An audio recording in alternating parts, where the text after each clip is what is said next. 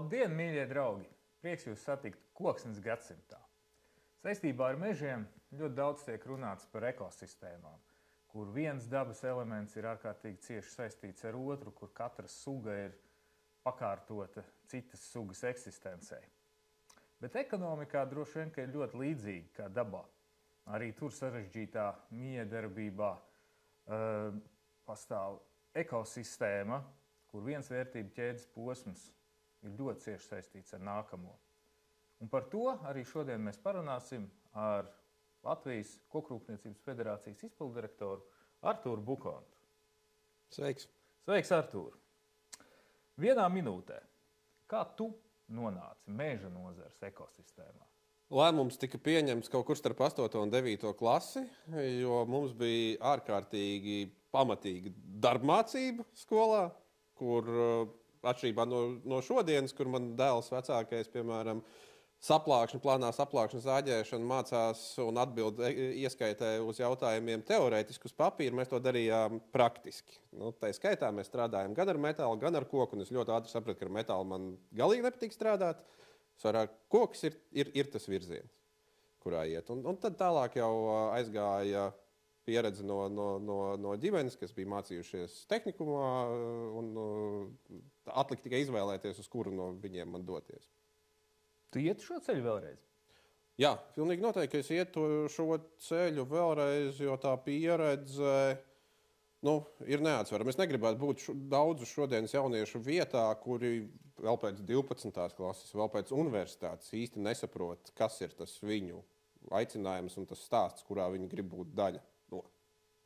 Jā, un rezultātā tu esi piezemējies tādā ekosistēmā, ko sauc par Latvijas Kokrūpniecības federāciju, un varbūt, ka dosim skatītājiem tādu nelielu ieskatu, kas tad veido šo nevalstiskās organizācijas sistēmu. Jā, varbūt pakāpjamies pat bišķiņu atpakaļ, paskatāmies, kas ir nozare. Lai nozare raksturot, mēs ļoti bieži izvēlamies statistikas kaut kādas vienības, kur mums ir smuki salikts viss pa plauktiņiem. Ja skatāmies uz meža nozari, tad pirmie statistikas līmeņi ir pēc NACE kodiem A02, kas ir mežsaimniecība mežstrāde, C16, kas ir kokapstrāde, un C31, kas ir mēbeļu ražošana. Tad tas ir tas pamats tīri statistiski, kas veido nozari. Kaut kad mēs zinām, ka blakus vēl ir enerģētika un cits nozars, kas izmanto mūsu saražotos materiālus tālāk veidojot to pievienoto vērtību. Un tad federācija ir tā, kas no šīta lauciņa aptver praktiski visu, izņemot pašu mežsaimniecību. Jo tur mums ir otrs liels spēlētājs, kas ir Latvijas meža īpašnieku biedrība. Mūsu lauciņā vairāk jau ir tie, kas sniedz pakalpojumus, mežstrādē, apaļkoksnes transportā, meža šķeldes ražošanā, tālāk koksnes pirmapstrāde, pamatā garanzāģēšana, koksnes tālāk apstrāde, lobīšana, saplākšņa ražošana, plātņu ražošana, mēbeļu ražošana, koka māju ražošana. Un tā skaitā izējmateriālu sagatavošana tālāk enerģētijai, kas ir biomasa, granulas, šķelda un tam līdzīgi. Tas ir tas, kas raksturo nozari un to, ko pārstāv arī Kokrūpniecības federācija. Ja par pašu organizācijas struktūru, tad gan vienkārši, gan sarežģīti reizē, jo federācija ir tā kā jumta organizācija, kurai apakšā ir vēl 8 asociācijas, kas atkal katra pārstāv atsevišķi kādu no lauciņiem. Es jūtu, ka tu gribi man uzdot vēl kādu precizējošo jautājumu, jo es varu arī atlikušās 40 minūtes par šo brīvā tekstā norunāt. Tu pareizi saki, asociācijas katra savu lauciņu. Kas ir, teiksim, tādas asociācijas, pieņemsim, tavas vadītās asociācijas, Latvijas mežstrādātāju? Latvijas neatkarīgo mežstrādātāju Latvijas neatkarīgo mežstrādātāju asociāciju. Kas tur ir tas dienas kārtības jautājums? Moderni vai mūsdienīgi būtu teikt izaicinājumi kopīgi. Realitātē tās ir kopīgas problēmas. Skaidrs, ka jebkuram uzņēmumam viens no jautājumiem būs, darbaspēka nodokļi vai slimības lapas regulējums, kā tas notiekās. Bet tās ir tādas lielākas problēmas, kuras gan par kurām mēs runājam, bet pamatā tās tomēr ir vairāk darba devēja konfederācijas vai Latvijas Tirdzniecības rūpniecības kameras kompetencē. Mēs tā kā vairāk skatāmies tos sektora konkrētos tiešos jautājumus. Parasti viņi sākās ar kaut kādu reālu problēmu. Un mūsu darbs ir saprast, kur ir tās problēmas sakne, lai atrastu atkal to risinājumu tai problēmai. Man ir, protams, vairāk piemēri padomā, ar kuriem es varētu dalīties. Padalies. Šeit uz galda 2 priekšmeti, un apzināti lietoju vārdu priekšmets. Viens ļoti reāls, fizisks. Mēs par šo būsim atklāti, esam runājuši, kas tas ir. Ja? Tas mums ir kokvedējam, vienam no papildu lukturiem, aizsarga mehānisms, nesauksim, bet aizsarga režģis. Problēma, tad, kad es sāku, šis priekšmets man uz galda stāv jau kopš 2012. gada, kad es sāku strādāt asociācijā. Problēma ļoti praktiska. Kokvedējs iebrauc CSDD tehniskās apskates stacijā un viņam ieliek divnieku par to, ka šāds te ir uzstādīts. Kaut gan realitātē mēs zinām, ka kokvedējs brauc par ļoti dažādiem ceļiem, un tie nav tikai šosejas un asfaltēti ceļi, viņš brauc iekšā mežā. Mežā gadās dažādi šķēršļi, tā skaitā kaut kādi nokārušies koki, zāri, tam līdzīgi, kas to tehnikas vienību var sabojāt. Tāpēc gluži vienkārši tāds ir nepieciešams uz tā luktura, lai nav pārāk bieži viņš jāmaina. Tāda ir realitāte, bet pēc tām prasībām un tās virtuālās problēmas, kas ir normatīvā vide, sanāk, ka tādu īsti lietot nevar. Tad mūsu jautājums ir sakārtot to problēmas sakni, atrast risinājumu, kā vienoties ar kontrolējošām institūcijām, regulējošām institūcijām, lai pirms skates tam šoferim nebūtu viņu vienkārši jāmontē nost, zinot to, ka viņš tāpatās pēc tam viņu uzliks atpakaļ. Tā ir tā reālā fiziskā problēma, kā viņa rodās, un otrs priekšmets man te uz galda ir no likumiem vēl izdrukāti MK noteikumi. Jā. Paula, vai tu esi redzējis Satversmes oriģinālu? Tas ir kaut kas mītisks, par ko daudz runā, vai tu esi redzējis vienradzi? Aptuveni tā. Es gan pirms mūsu tikšanās nedaudz palasīju, kas ar to Satversmi, un pats galvenais, ka viņa ir publicēta atbilstošos vēstnešos, tur pat ir 2 bijuši tajā laikā, kad mums tas Satversmes oriģināls tapa. Bet tā virtuālā problēma, kas ir fizisks priekšmets, MK noteikumi, arī īstenībā no tā paša laika meža strādātājiem uz galda vienmēr stāvējis, ir noteikumi par lielgabarītu un smagsvaru pārvadājumiem. Mēs zinām, ka jebkuras uzņēmēja darbības pamatā ir efektivitāte, produktivitāte. Respektīvi, cik tu ātri un ar salīdzinoši mazām izmaksām izdarīs kaut kādu konkrētu darbu. Tas pats attiecās uz kokvedēju. Mēs gribam pēc iespējas efektīvi pārvadāt to koksnes kubikmetru no punkta A uz punktu B. Tas nozīmē, ka mums vajadzētu kaut kādu optimālu kravu, lai tas atmaksātos. Un šie noteikumi vienmēr ir bijuši tāds karsts kartupelis, kurš īstenībā veselus 10 gadus bija mūsu dienas kārtībā, līdz principā pagājušo gadu mums izdevās nonākt līdz tādam reālam situācijas risinājumam, kas apmierina gan to valsts pusi, gan to atrisina to praktisko uzņēmēju problēmu. Līdz ar to viņi var droši braukt, atbilstoši normatīvajiem regulējumam un strādāt tā, lai varētu arī gūt kaut kādu peļņu. Lai skatītājiem drusku iedotu to priekšstatu par taviem minētajiem NACES kodiem un par šīm saistītajām nozarēm, kas ar to saistīts. Es gribētu šodien vairāk tevi runāt tieši par šo lielo tvērumu, kas sastāv, protams, no mazākām daļiņām.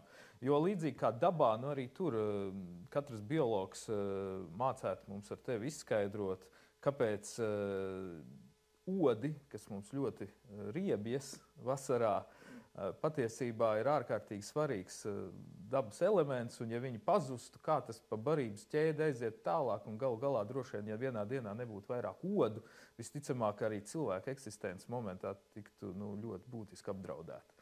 Tātad, lai spriestu par dabu, ir pilnīgi skaidrs, ka ir jāsaprot viss tā kopējā nemiedarbība, kas viņā notiek. Man liekas, ka ļoti līdzīgi ir par meža nozaru, lai spriestu par meža nozaru un īpaši paskatītos kaut kādiem atsevišķiem tās elementiem un teiktu, hei, šis mums īpaši nepatīk vai šeit kaut kas nav labi šķietami, tad tomēr jau ir jāsaprot, kā tas viss ir saistīts. Un varbūt, ka sāksim tad ar to pirmo, ar to mežsaimniecību. Jā, no meža īpašnieku viedokļa mēs atturēsimies šobrīd. Tas būs citā sarunā noteikti ar meža īpašnieku biedrības pārstāvjiem. Bet par tiem pakalpojumu sniedzējiem, kas strādā nozarē un kas nodrošina to, lai meža īpašnieks varētu mežu gan veiksmīgi izaudzēt, gan pēc tam iegūt resursus un to resursu nogādāt uz pārstrādi. Kas veido šo NACES kodu? Jā, tad nācis kods mums būtu A02, mežsaimniecība mežstrāde, un ja mēs tajās analoģijās ejam ar ekosistēmām un bioloģisko daudzveidību, tad divi aspekti. Viens tā ir, jebkurā ekosistēmā ir kaut kāda barības ķēde. Tieši tā. Un mežstrādātājs un pēc tam koksnes pārvadātājs tajā barības ķēdē ir starp meža īpašnieku, starp mežsaimniecību un to pirmo posmu, kurā no apaļā koku materiāla tiek radīts vismaz kantainais. Tagad tādā analoģijā starp zieda nektāru un, nezinu, putnu viņš ir ots. Jā. Un tā ir tā vertikālā, teiksim, tā barības ķēde. Jā. Kaut kur pa vidu. Bet vēl tas nozares dažādība ir tā bioloģiskā daudzveidība, kas mums ir katrā no sektoriem ļoti dažāda.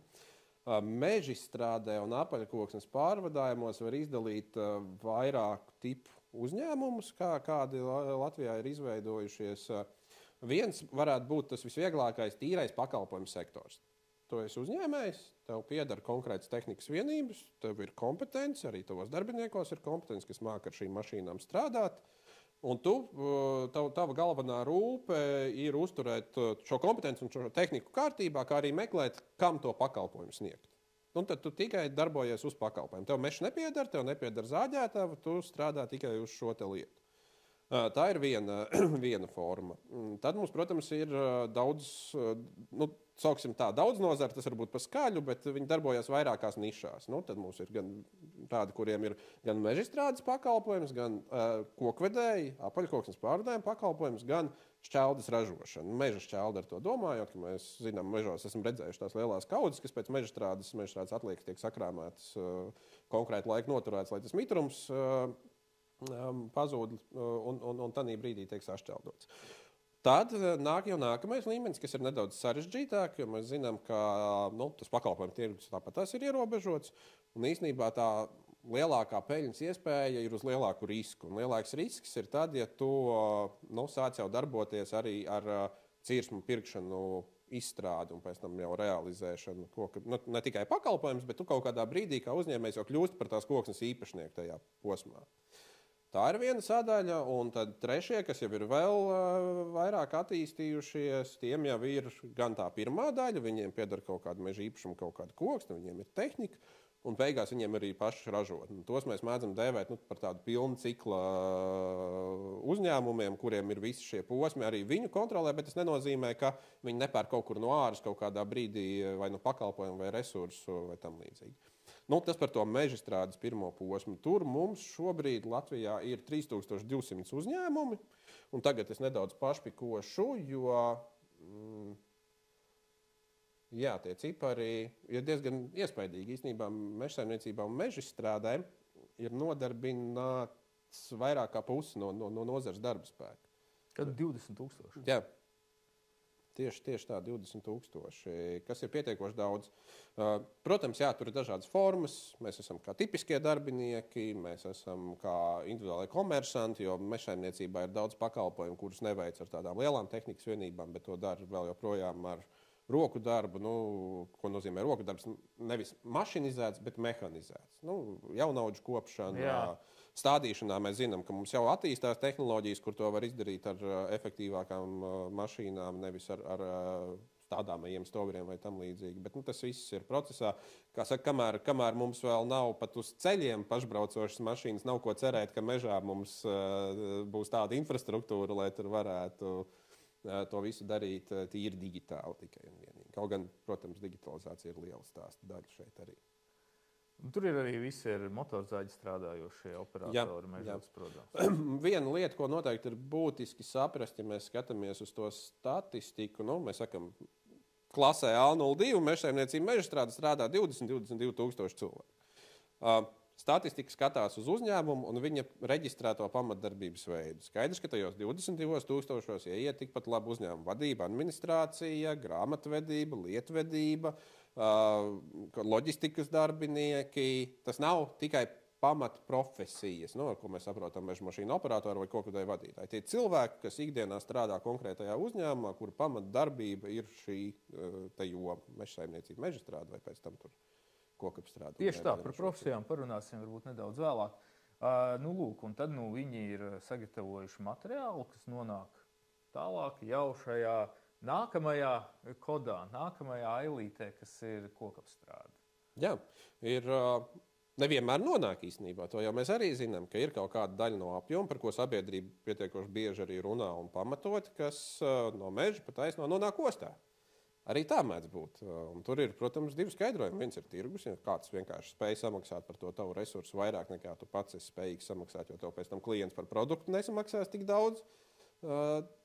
Tad ir pamatot, ka tu to izstrādāto resursu arī eksportē, bet skaidrs, ka viss lielais apjoms ir tas, kuram mums vēl šobrīd pietrūkst pārstrādes jauda vai tehnoloģija. Mums vienkārši nav uzņēmumu, kas no tā konkrētās kvalitātes sortimenta, no tās apaļkoksnes var veikt, piemēram, koksnes ķīmisko pārstrādi. Ja? Mēs runājam par papīrmalku. Par papīrmalku mēs runājam, jā. Papīrmalku, tehnoloģiskā koksne un tam līdzīgi. Tad tā ir viena sadaļa, ja mēs gribam būt pavisam godīgi, ka jā, vēl joprojām nozarē ir liela daļa, kas, liela vai neliela, bet daļa, kas aiziet neapstrādātā veidā. Un tad ir tas, ko tu saki. Bet varbūt, ka te es tomēr gribētu, lai skatītāji arī saprot, bišķi iezīmēt to, ka vienlaicīgi mums diezgan liela daļa nāk arī iekšā no ārvalstīm apaļkoku veidā. Tieši šai tālākai pārstrādē paredzētā. Jā, tur gan mēs piedzīvojām ļoti apzinātu aiziešanu, piemēram, no Krievijas un Baltkrievijas tirgiem. Jā, tas bija absolūti loģisks. Tas bija pilnīgi loģisks lēmums un, manuprāt, viens no pareizākajiem nozarē. Bet tāpat laikā mēs importējam šo resursu, protams, no mūsu kaimiņu valstīm. Lietuva, Igaunija, bet tāpat laikā arī no tādām ļoti maksātspējīgām kā Somija, Zviedrija, arī Norvēģija. Jā, bet atgriežamies pie tā, kad tā ķēde ir absolūti vertikāla un no meža mēs nonākam pirmapstrādes uzņēmumā, kas ir es teiktu, viena no naudīgākajām, ja saskaita visus uzņēmumus kopā, un tur mēs esam visvairāk attīstījušies. Ar naudīgākos varbūt gribu precizēt, mēs saprotam to, ka tur rodas vislielākā pievienotā vērtība ražošanas procesā. Jā, jo pievienoto vērtību mēs, protams, skatāmies rēķinot kopā. Pirmkārt, algas ir viena liela sadaļa, kā veidojās pievienotā vērtība. Nodokļi, lielākā daļa no nodokļiem ir absolūti darba spēka nodokļi. Jā. Tad mums nāk klāt amortizācija. Amortizācija vairāk vai mazāk runā par to, ko tu esi investējis tehnoloģijās. Un pašās beigās ir tā peļņa.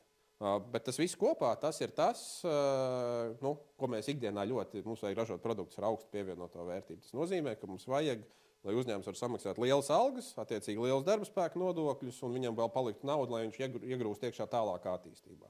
Tā ir tā pievienotā vērtība. Un no tās visas tiek paņemts no tas, ko viņš ir samaksājis mežastrādes uzņēmumam par viņa pakalpojumu, par pašu apaļo koku materiālu. Kur atkal savu pievienotā vērtība veidojas? Un tad mēs nonākam pie tāda īstenībā droši vien pirmšķietam pārsteidzošu secinājumu, ka tādā sākuma posmā, tajā pirmapstrādē, rodas produkti ar visaugstāko pievienoto vērtību. Un mēs tā, man liekas, tā vienkāršot paskatāmies, varētu teikt, hei, kā tad vienkārši dēlim var būt kaut kāda augsta pievienotā vērtība? Visam pamatā ir tirgus pieprasījums. Kokrūpniecība ne tikai Latvijā, bet globāli pirmkārt virza būvniecības stāsts. Vai vienalga, vai tā ir jauna māja būvniecība vai renovācija, vai mēs runājam par 100% no koku uzbūvētām ēkām, vai mēs runājam par standarta ēkām, ko mēs redzam, jebkurā no viņām iekšā ir kaut kāda daļa no koksnes materiāla. Pat ķieģeļa ēkai jumts tomēr mēs ceļam no koka sijām. Sijas un visticamāk interjers vai eksterjers arī būs par un ap koksnes produktiem. Un tur mūsu uzņēmēji ir iekarojuši tirgu. Viņi zina, kā šo visu procesu racionalizēt, padarīt efektīvu, lai piedāvātu tam klientam arī tādu cenu, ar ko var konkurēt.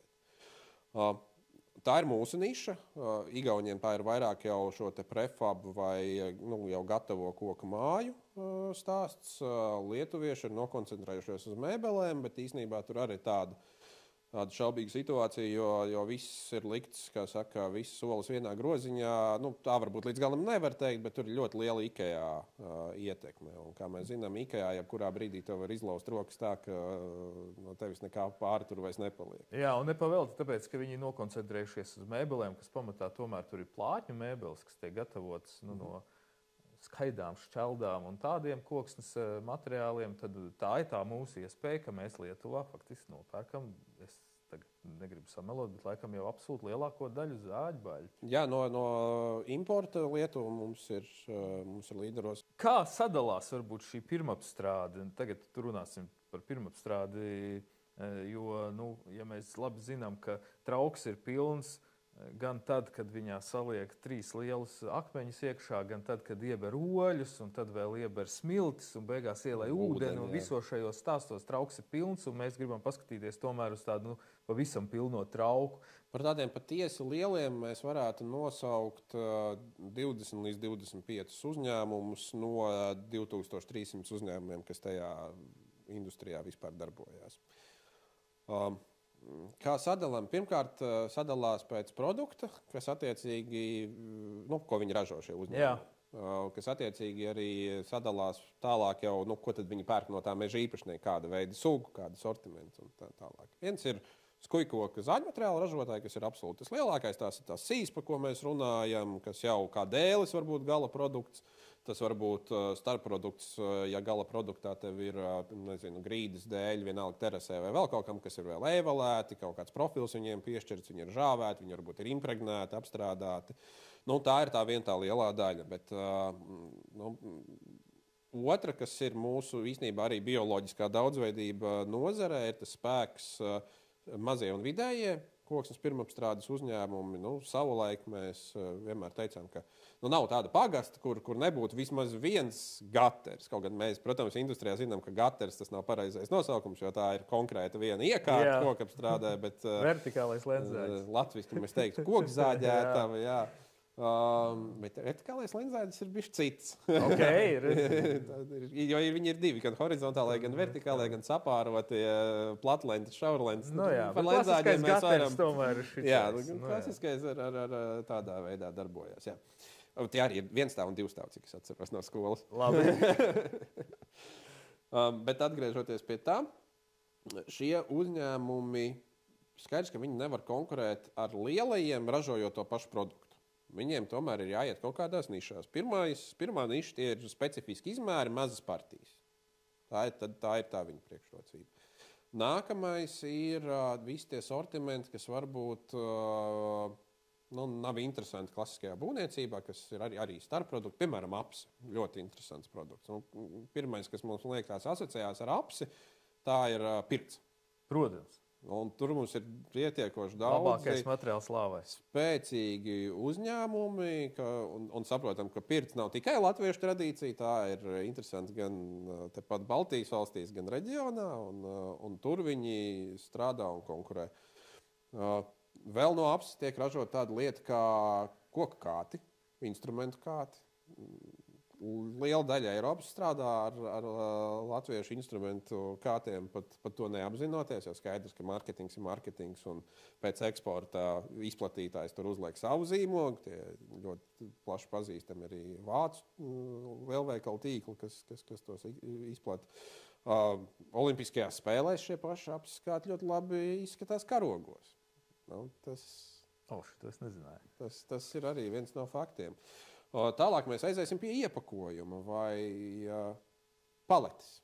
Tas ir jebkurā nozarē nepieciešama lieta, ja tu gribi kaut ko transportēt, vienalga vai no punkta A uz punktu B kaut kur tālu vai iekšēji savā uzņēmumā. Tā ir arī liela industrija, un īstenībā tā ir tāds lakmusa papīrītis, kas vispār pasaulē notiek ar ekonomiku.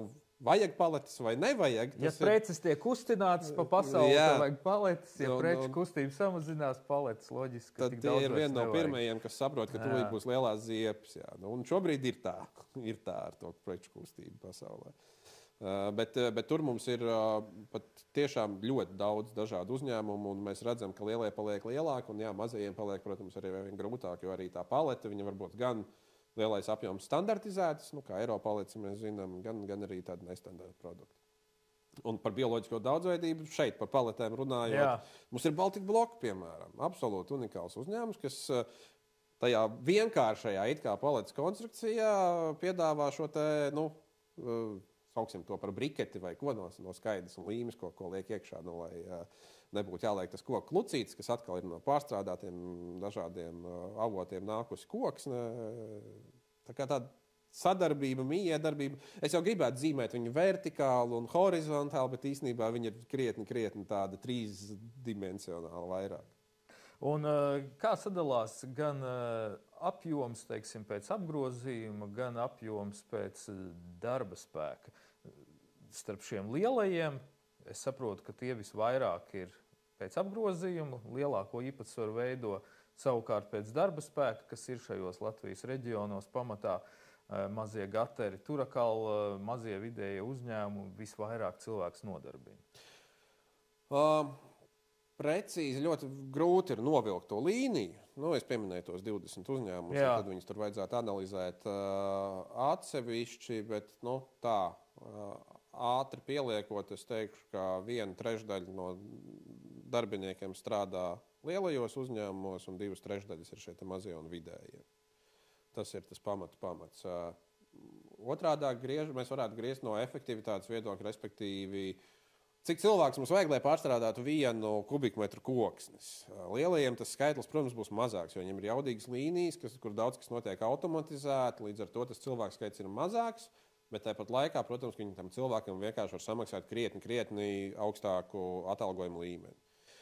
Mazie vidējie reģionos balstītie, tur arī, protams, par reģioniem atšķirās atalgojuma līmeņi un tam līdzīgi. Viņi atkal būtu līderi uz to, cik nodokļus viņi nomaksā uz to kubikmetru, jo viņiem ir, kā jau nišas produktam, sarežģītāks viņš, mazākas automatizācijas iespējas, līdz ar to viņiem tomēr aizvien ir šis lielāks roku īpatsvars tajā ražošanā.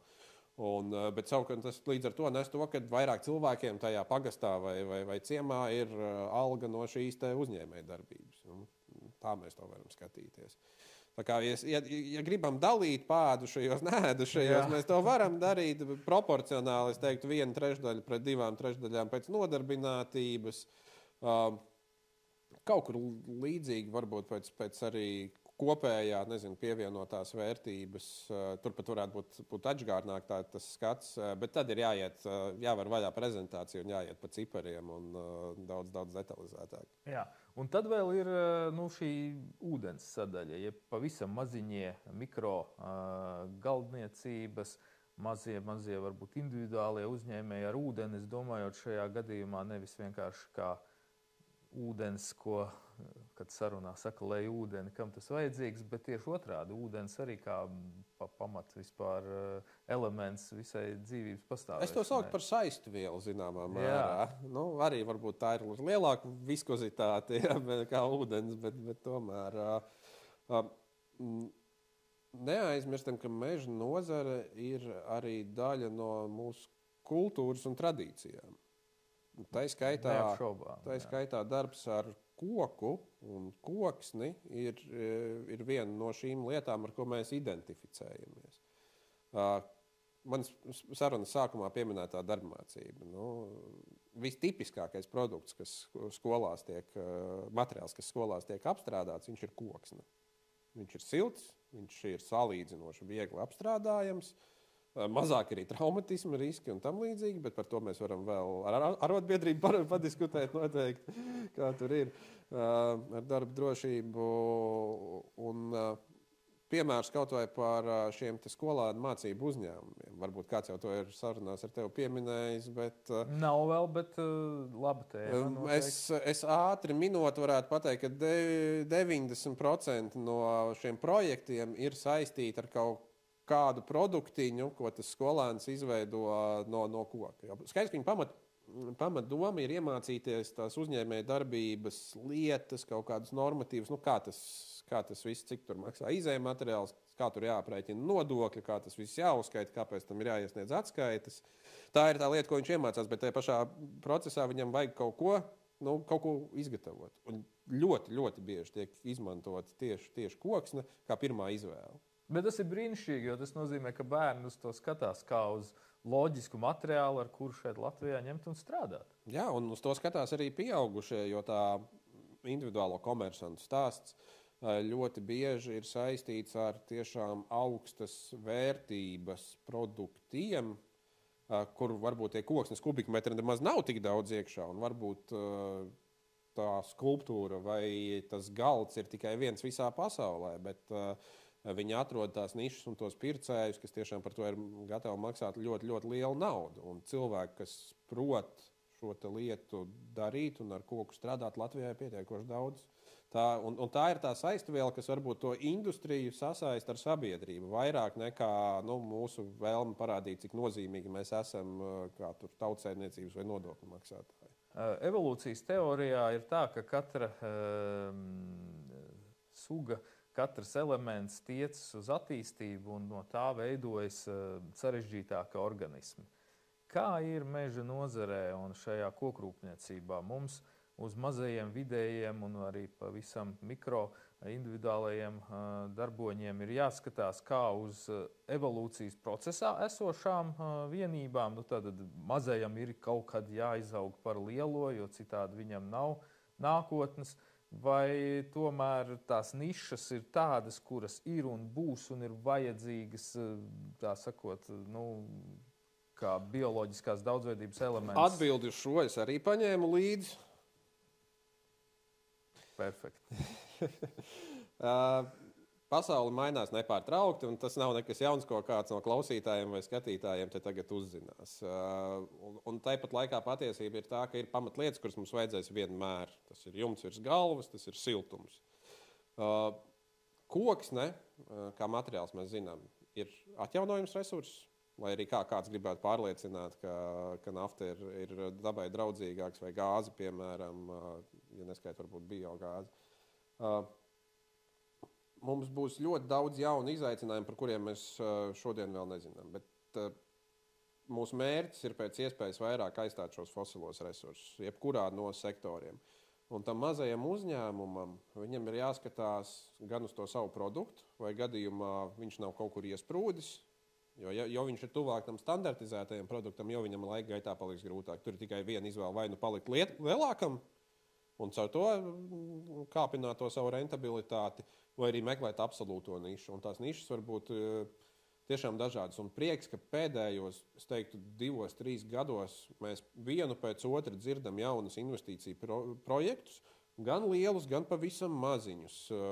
Sākot no atsevišķiem jauniem produktiem līdz lielām ražotnēm, kur tie, kas varbūt vispirms bija tajā pirmapstrādē, kāp aizvien augstāk. Un tie, kas bija jau kaut kur tālāk apstrādē, viņi jau kāp iekšā koksnes ķīmijā.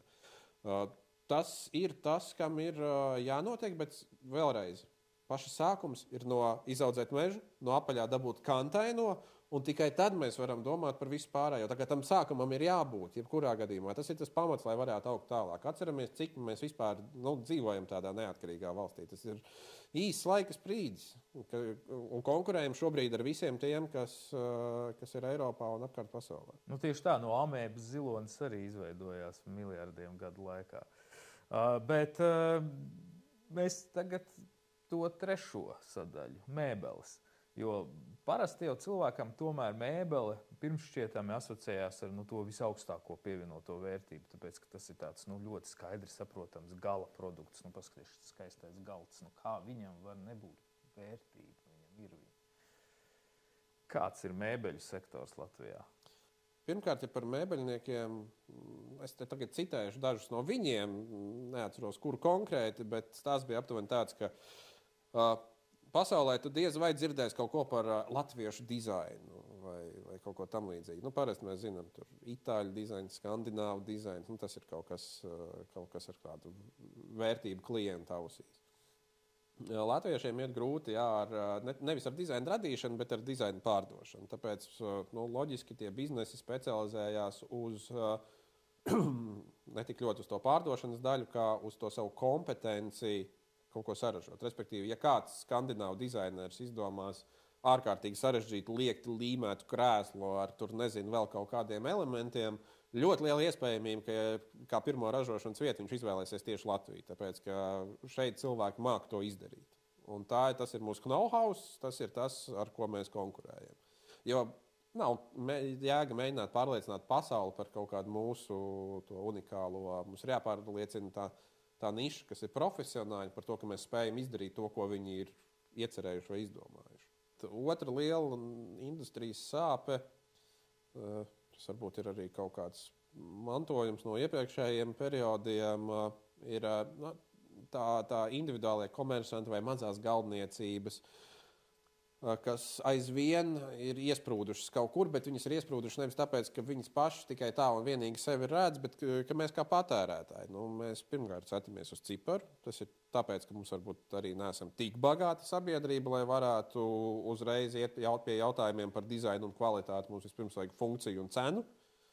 Un tas arī veicina to, ka to lielo uzņēmumu, kas arī starp citu apvienojās mēbeļu ražotāju asociācijā Latvijā, viņi ir, bet viņi varētu būt krietni vairāk, skatoties uz to uzņēmumu skaitu, kas darbojas konkrētajā sektorā vai to cilvēku skaitu, ko viņi nodarbina. Bet vēl aizvien ir šis dalījums. Skaidrs, ka tādai garāžas galdniecībai, viņai neinteresē tur zaļais kurs, atmežošanas regula vai kaut kas tam līdzīgs. Viņi dara to, ko viņi dara, un viņiem klienti arī īstenībā pietiek, un atkal atgriežamies pie mūsu kā patērētāju atbildības, ko tad mēs pērkam un ko izmantojam. Šeit atkal būtu ļoti būtiski, lai valsts kaut kādos savos lielajos iepirkumos, kur tā nauda patiesībā ir, tomēr dotu priekšroku tam, lai tas vietējais Latvijas ražotājs gan spētu šeit uz vietas pārdot savu produktu, gan viņš spētu varbūt caur šiem lielajiem pasūtījumiem mēģināt attīstīt varbūt arī savu dizainu beigās. Zināmā mērā tev piekrīt. Protams, lielais tvērums ir tāds, ka mēs esam Eiropas vienotajā tirgu un īsti tādas baigās priekšrocības tiešā veidā valsts nevar dot kādam konkrētam, tā skaitā savā valstī reģistrētam uzņēmumam, bet te ir tas brīdis, kad mums ir laiks gan mēbelēs, gan īstenībā daudz kur citur likt lietā šo zaļā kursa stāstu. To tēmu par emisijām, izmešiem un vispārējo, kas diezgan ātri mēs nonāksim pie tā, kad mazāk emisijas ir divus vienādus galdus salīdzināt tam, kurš ir atvests tepat no Rīgas vai no Daugavpils uz Rīgu, nekā tam, kurš ir atceļojis varbūt pat pāri kontinentam. Tieši tā. Un tā ir viena no sadaļām, kuru, protams, mums tagad mērķis ir mazināt birokrātiju visur. Bet, kā iet, tā iet. Mēs arī paši daudz to birokrātiju veicinam. Jo, ja būs viens mēbeļu ražotājs, kurš iesniegs šādu piedāvājumu un pamatos, ka kur man ir mazāks tā ietekme, tā pēda uz vidi manam produktam, tad visticamāk būs tepat Latvijā reģistrēts izplatītājs, kurš pārsūdzēs vispār visu to konkursu un pateiks, ka funkcija ir funkcija un es varu piegādāt lētāk. Tā kā valstī tas ir līdz ar to izdevīgāk. Tajā ziņā mums ir jābūt vienkārši radošiem. Mums ir jādomā, kā maksimāli veicināt to, lai atbalstītu vietējo ekosistēmu. Un par radošumu runājot, tā viena lieta, kas meža nozarei arī ir ļoti būtiska, tā ir izglītība.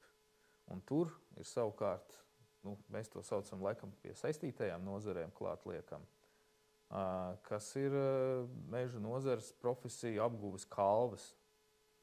Kādas tās mums ir Latvijā?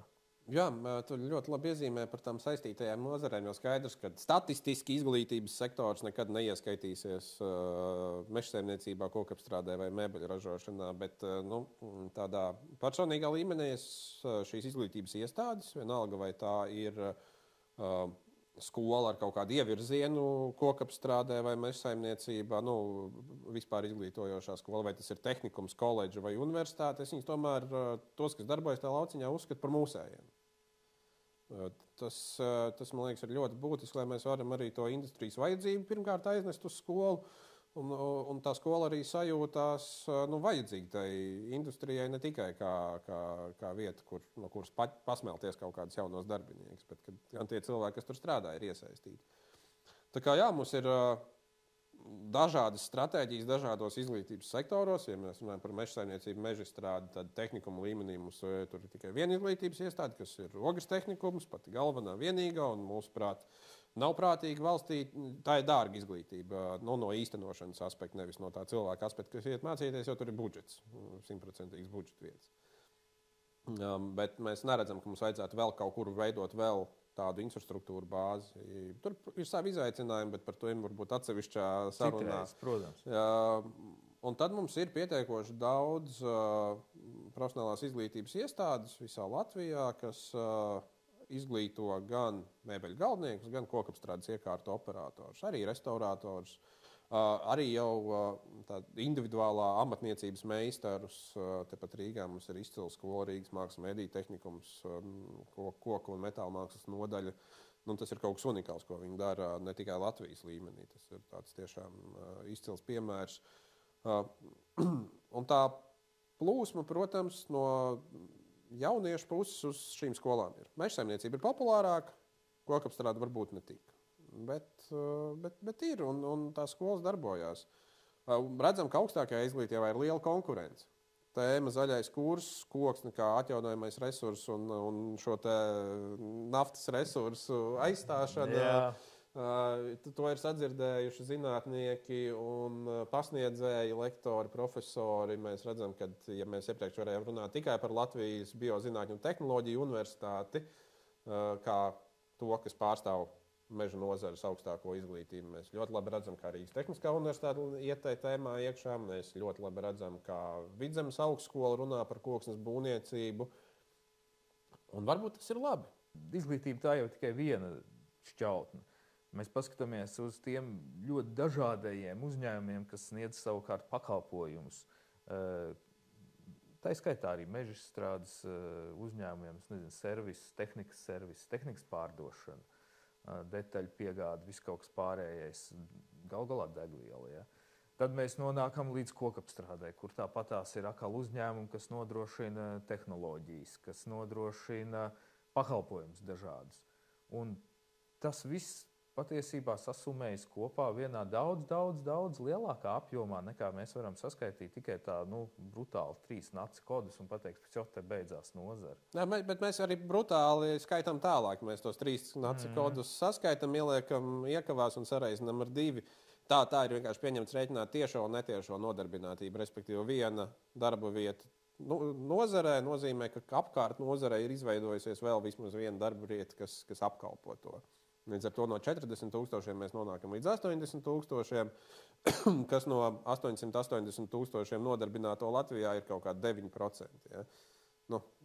Aptuveni. Un 80,000, tā ļoti rupji pareizinot ar 3 un iegūstot tādu vidējās mājsaimniecības lielumu, mēs nonākam pie tā, ka vismaz, un te es gribu laikam uzsvert vārdu, vismaz 250,000 cilvēku Latvijā, tā kā vistiešākā veidā viņu ikdienas labbūtība ir saistīta ar to, ka šeit ir šī meža nozara, kokapstrādes uzņēmumi un vispārējais. Tas ir liels bonus, bet vienlaikus arī liela atbildība no katra uzņēmēja puses. Mēs esam nonākuši līdz sarunas izskaņai, bet šī noteikti nebūs pēdējā saruna, kurā mēs tiekamies ar Artūru Bukontu šajā studijā. Atceramies vienu, ka Latvijas tautsēmniecības pamata lokomotīva ir eksports, zemes izmantošanas nozares kopā, tā skaitā arī meža nozara, veido apmēram pusi no Latvijas eksporta ieņēmumiem. Un ja tādā griezumā mēs paskatāmies un atmetam visu statistiku un vienkārši pēc sajūtām, tad droši vien, ka nebūs samelots, ja mēs teiksim, ka katra mūsu maciņā, katrs otrais eiro ir kaut kādā veidā nonācis tur pateicoties tam, ka mēs mākam apstrādāt savu auglīgo zemi. Vai ir dzīve bez koksnes? Nav. Uz redzēšanos un tiekamies Koksnes gadsimtā.